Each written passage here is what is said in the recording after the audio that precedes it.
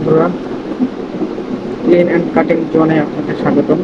তো এখানে দেখতে পাচ্ছেন একটা লোকের মানে পায়ে কি পরিমাণ ময়লা জমছে, পায়ের মধ্যে কিন্তু একবারে ইনফেকশনের মতো একটা অবস্থা। তো এটা আসলে যদি প্রথমত আপনার পরিষ্কার না করেন সেক্ষেত্রে ইনফেকশন হওয়াটা স্বাভাবিক।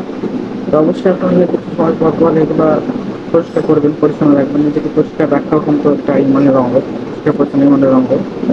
অনেকে জানি তো, অনেক সময় পায়ের নখের ময়লার জন্য অনেক ইনফেকশন তৈরি করে, ঠিক আছে? তো অবশ্যই এই ব্যাপারগুলো আমাদের সতর্ক থাকা দরকার। কারণ ধীরে ধীরে এগুলো কিন্তু ফোন পরিষ্কার করা হচ্ছে যাতে খুব বড় সমস্যা না হয়। ফোন পরিষ্কার করার জন্য প্রথমে এগুলো ময়শ্চারাইজ করে নেওয়া হয়, বিভিন্ন অ্যান্টিসেপটিক ব্যবহার করে গরম পানিতে ভিজিয়ে রাখা হয় যাতে নখটা নরম হয়।